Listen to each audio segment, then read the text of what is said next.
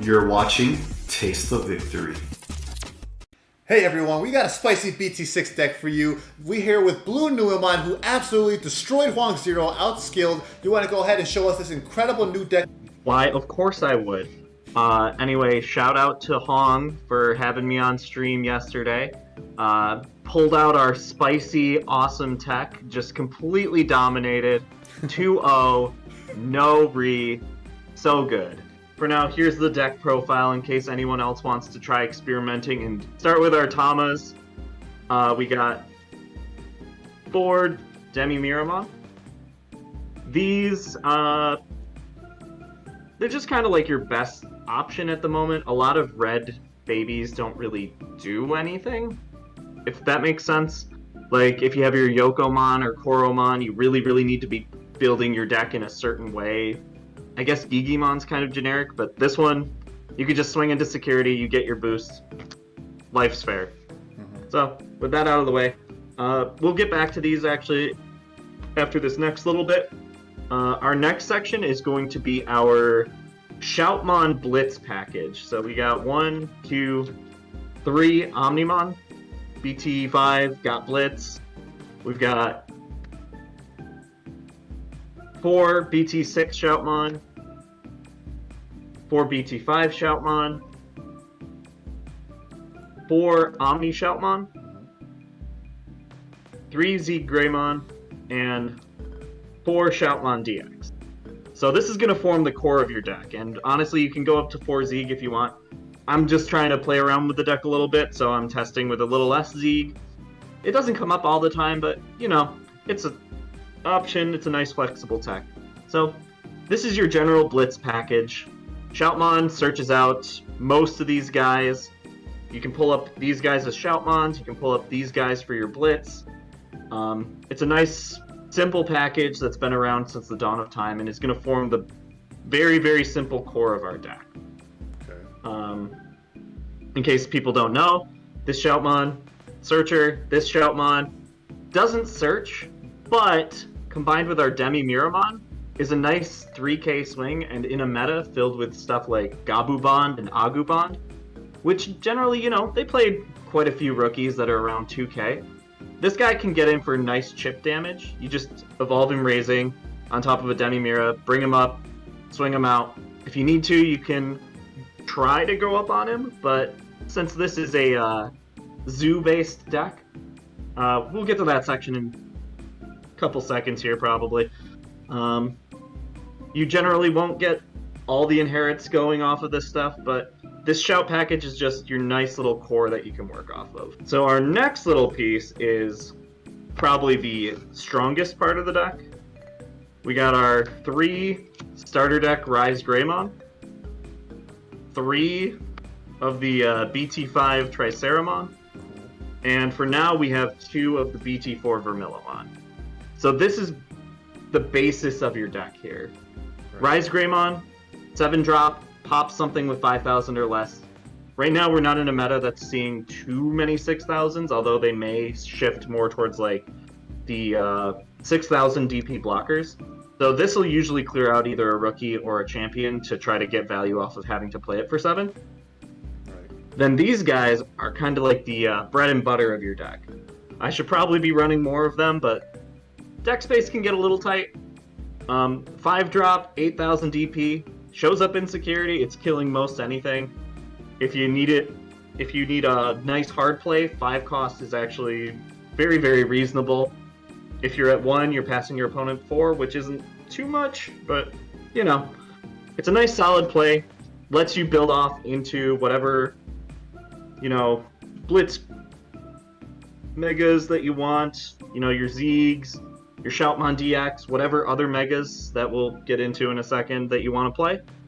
And just gives you a nice quick, just, alright, here's my threat, answer it, what are you going to do if you don't? So that's our little zoo core, almost, where we're just using these guys to build up into our megas. Our next little kind of engine is going to be 3 Gaia Force, 4 Atomic Blaster, and 4 GeoGreymon. So, Honestly, you can stick like this kind of core engine into a lot of red decks and see a pretty decent amount of success. Just loading up on security bombs. You could probably go up a Gaia Force. I'll get more into some other options that you can have later. But just having a nice, maybe like 11, 14 card core of things that, if it's in security, you're going to have a great time. I just like having that, especially with the chance that playing something like RizeGreymon or Triceramon on your first turn may cause your opponent to be like, oh, you know what? Here, I'll pull up from raising, go in, we'll swing. Here's a bunch of bombs that they're potentially going to be hitting. So, I just like this nice removal package. If you need to deal with something big, if you need to deal with a wide board, this is always welcome. I mean, even just playing it from hand is always a solid option, and you can even evolve up into these guys if you're really feeling like you want to spend a lot of memory doing something that you could have just played this guy in the first place, but you know. Yeah. To each their own. Removal's removal. So, those are our kind of 3 base core engines that we're going to be mixing and matching into each other to form the basis of our Shout Zoo. After we've gotten through these guys, we've got our Shoutmon package, we got our little ultimate level 5 zoo package, and then we have our removal package. That's when we can start getting more into like tech cards. This is where all the flexibility in the deck is going to be. So our most recent one that we played against Hoang on stream, I have 2 BT1 Omni, 3 red memory boost, 1 Volcanicdramon, 1 WarGreymon from BT1, and 2 BT1 ties. Overall, like, each one of these has its very, very niche selection of what it needs to be doing. The tie, it's mostly there to set up your memory, but with the Shoutmon engine, even though you're spending a lot of your time playing, like, Triceramon or going into Shoutmon, just dropping it, evolving to OmniShoutmon. Yeah. The fact that Shoutmon DX can add sources means that Tai actually goes off more often than you would think. So I would consider this a nice option if you're inclined. We also do have a lot of Greymons in the deck. Marcus is perfectly fine as an alternative. Gain a little bit of extra memory before you hard drop something. I mean, in this version of the deck alone, we have 4 GeoGreymons, we have the 3 RizeGreymons, 3 ZeigGreymons, and we have WarGreymon. I'd call that enough Greymons, right? I would hope so. I think so. BT1 Omni, it's just another solid removal card. It's a level 7 to help build off after you've gone into like your ZeigGreymon or your Shoutmon DX, your WarGreymon. Nice little combination you can do with him. Anytime you're evolving off of like Triceramon or whatever other level 5s you have out at the time. Shoutmon DX allows you to put other level 6s in source. So say you got this ZeigGreymon here. I'm just going to tuck this WarGreymon underneath him for 2 cost. Go up to Omnimon. Now I can swing, put a level 6 in hand. Swing, put a level 6 in hand. Swing, put a level 6 in hand. That's gross. It's so powerful sounding. It sounds powerful, but you gotta get there. Right, yeah. But it's just, you know, these are tech options. It's a nice little combo that you can get off, and if you don't get the combo off, even just deleting something or multiple things, you know, with Gabumon and Agumons running around, all the same names, Omnimon's not the worst choice. Red memory boost, I'm considering cutting down to 2, but the great upside with red memory boost is our Shoutmon engine is very parasitic. So all the Shoutmon stuff is just grabbing other Shoutmon stuff. So this little core of the deck here for just Shoutmon, it just kind of works into itself, and red memory boost lets us just go, okay, I've got all my Shoutmon pieces, now I need like other things. If I want my WarGreymon, I'm not getting it off Shoutmon, I'm grabbing it off red memory boost. Right, okay. Volcanicdramon, it comes up. With a lot of these like low to the ground decks around, it can come up, doesn't always. I'll probably play around with this slot. WarGreymon, you know, security control matchup. You could probably double down on the WarGreymon and cut a Volcanic. Yeah, okay. And this is just the basis of what I've been doing with the current version I'm playing. And again, these are all like tech slots. You can just go through and substitute with basically whatever extra cards you want. A lot of the cores can be, you know, increased, decreased, add more Triceramons, subtract more OmniShoutmons if you're feeling so inclined.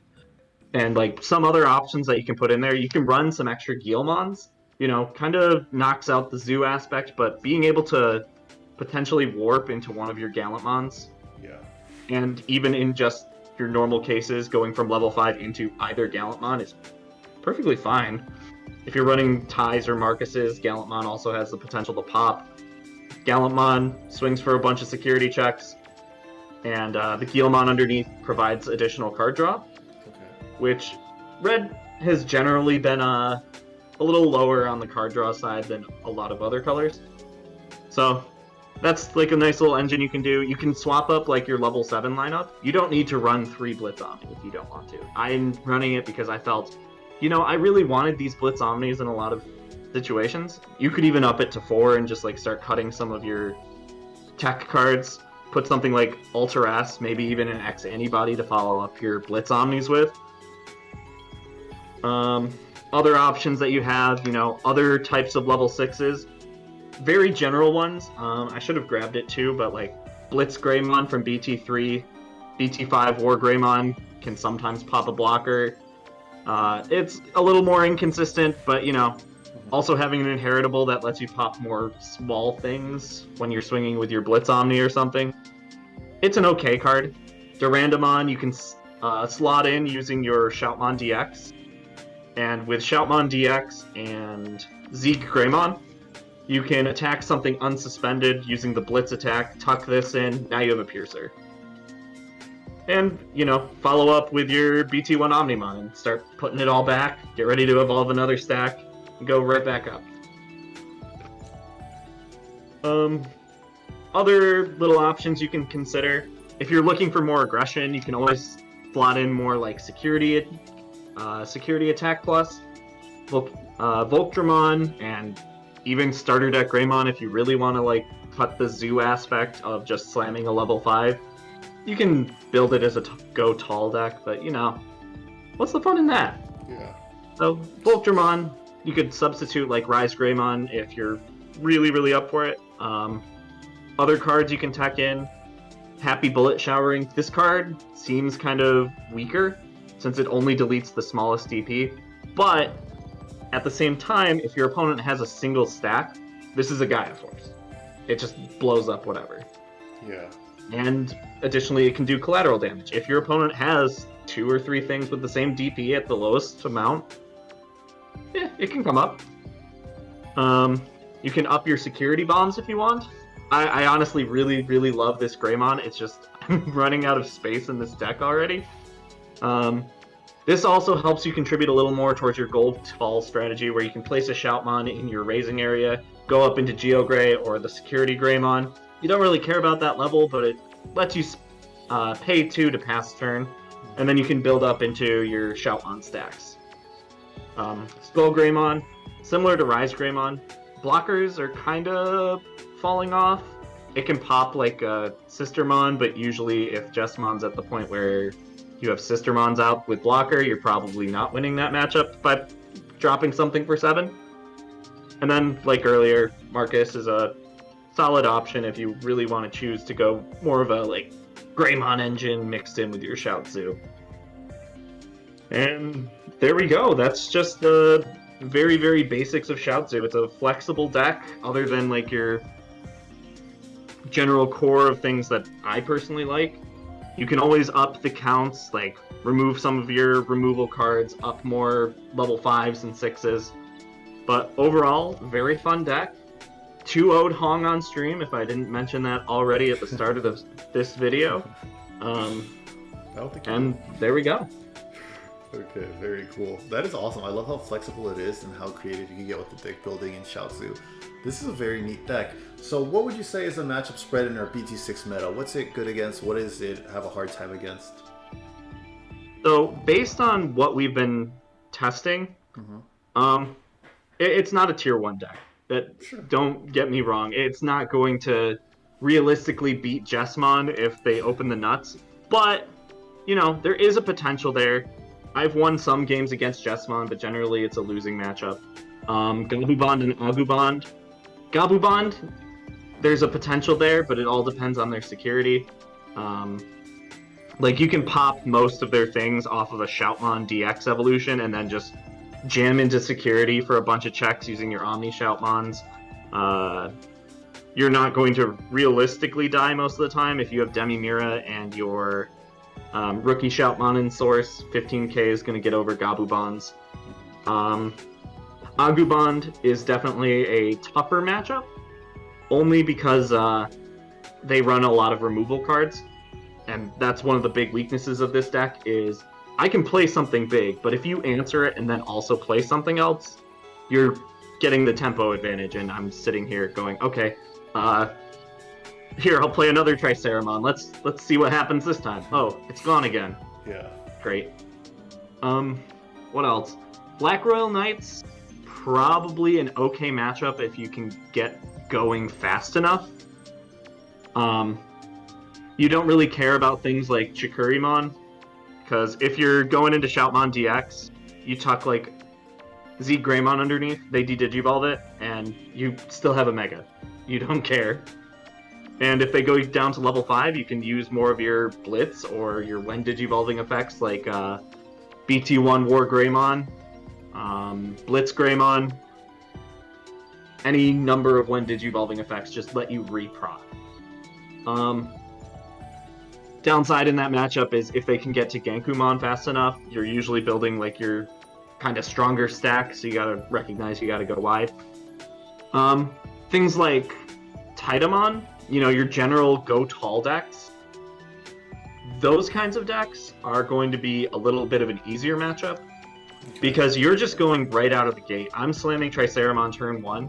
If you're not removing this and you're just sitting here and raising going up, I don't care. I'm just going to evolve this, and I'm going to start beating it. All right. So the general matchup spread is probably not very good against most meta decks. It has the potential to beat them, but it's got definite shortcomings when it comes to, like, you know, you have to maintain aggression right from the start of the game and kind of get lucky. And any decks like Agubond, Three Musketeers I didn't mention, anything with a lot of removal, you got to play a little more carefully, and that's sometimes where your GeoGreymon going up a stack in raising so you can get to level 7 out on the field can generally help, but overall it's mostly a for fun deck. Your matchup spread is not going to be very great, but this deck is also flexible. So, well, thank you for sharing that deck with us, BlueNumemon. It's very cool. Love seeing profiles like that on the channel. Is there anything you would like to plug before we go? I hope my name updates from Purple Security Rookie Rush guy or Bug Punch guy to Shoutzu guy. All right. Well, thank you so much for joining us, Numemon. That was awesome. Hope to see you again on the channel in the future. And until the next video, remember to stay hungry until you get a taste of victory.